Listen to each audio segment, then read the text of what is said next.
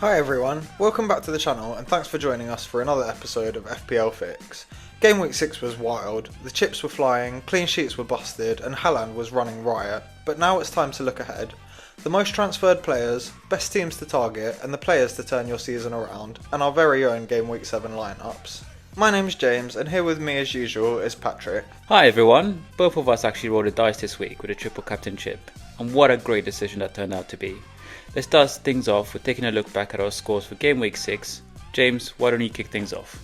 Yeah, I'm happy to start, and if I'm talking about my Game Week 6 team, then I can't start without talking about Haaland. The plan worked perfectly, with Triple Captain being a massive success. He scored 48 points, which single-handedly beat the average score for the game week, which is crazy. My other transfer, Semenyo, chipped in with a solid 7 points, and Watkins finally turned up with 8. But there wasn't much else apart from that in my team. The only other player that scored over 2 points was Rodgers, who was on my bench anyway. Really pleased with the outcome though, a big green arrow and a decent jump in rank. Talk us through your week, mate. Well, I ended up playing the same chip and finished on very similar points to you, but just one behind. Haaland was a star with 48 points, but the rest of my team struggled. Enzo picked up a big 9 points as he found the back of the net again. Diouf got me an assist for 5, and no one else in the starting 11 broke 2 points, including the man who keeps missing penalties. The true pain came from my bench yet again in what seems to be the theme of my season, with Watkins and Gahi both on the bench and scoring 15 points between them. Nice, so both of us landed on green arrows thanks to the triple captain, but you definitely left a few points on the bench there again. Yeah, but as always with FPL, it swings and roundabouts. Anyway, that's how our Game Week 6 went. Now let's move on to the big talking points of the week, the most transferred players. Starting with the most transferred out players, and Salah is top again this week. He's been transferred out by another 400,000 managers already, and with his high price and inconsistent form, it's no surprise to see him being used as the make weight for Haaland in a lot of teams. João Pedro's next, and this one is a bit of a surprise. He's only had one shot on target in his last 3 games, but he's suspended from Champions League, so should get good minutes, and he's taking up good positions, so it won't be long till he's back among the goals. Chris Wood is next, and his minutes and form are well off what they were last season, so no shock to see him being moved out. He might even be off penalties from what we saw in Europe. He was on the pitch when Morgan Gibbs-White stepped up and scored from the spot. Chalobah is next, and he picked up a red card last time, so that's why he's being sold. Cucurella is interesting though. As an owner, what do you make of him being sold? Yeah, about that, well, spoiler alert, I was an owner, but I'm actually part of the 241,000 managers who sold him this week. He's not been good enough for his price tag, and like many others will have, I moved him on for an Arsenal player. Moving on to the transfers in, and Haaland is the most transferred player in again this week. Yeah, he's been moved in by another 640,000 managers already, and his insane form in front of goal is making him seem essential now. Senesi is next, and he's a top defender transfer yet again this week. He's picked up an assist last week and is the only defender to have achieved defensive contribution points in every game so far. Up next is Guehi, and I painfully left him on the bench last week. Managers are seeing his upside now and jumping on board. The top midfield transfer this week is Semenyo. He's the top scoring midfielder in the game. He's got great form, decent fixtures, and still well worth a transfer in if you don't have him already. Gabriel is last on the list, and he's actually the player I brought in this week. If he does start, he has a great chance up next against West Ham and over the great fixtures after. So we've now seen the biggest market movers, but let's get into what really matters. The teams and the players we actually trust for points this week. Yeah, and the spotlight this week is on Man City, Arsenal, Newcastle and Bournemouth. All of them have good fixtures coming up and all have a few players worth targeting. Man City are top of the list, even though it is tight. They're scoring for fun, Haaland's back among the goals, and the defence looks even stronger with Donnarumma in between the sticks. Arsenal's next, and their back line's looking solid. They've got great games on the horizon, with West Ham up next, and if you don't own any of their players, this is probably the week to pick one up. Newcastle are next, and their defence is one of the best in the league at the moment, and with Gordon back, their attack could start clicking too. He's also proved he's on penalties after their Champions League fixture, which always helps. Then there's Bournemouth, who've just been solid all season. They still got good fixtures, and the duo of Semenyo and Senesi have been brilliant picks at great value. The team just looks so confident at the moment. So those are the teams, but which players should we be buying? Let's run through our top targets. Starting in goal, I really like both Raya and Donnarumma.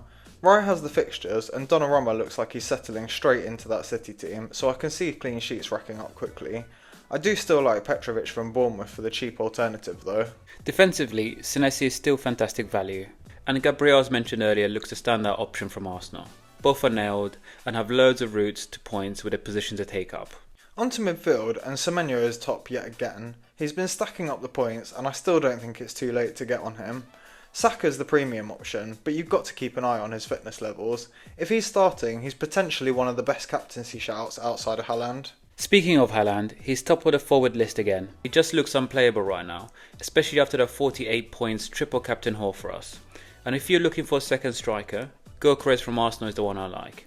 He doesn't always pass the eye test, but should get amongst the goals with the easy fixtures coming up. So, those are our main targets this week, and with that covered, let's move on to our team reveals for Game Week 7.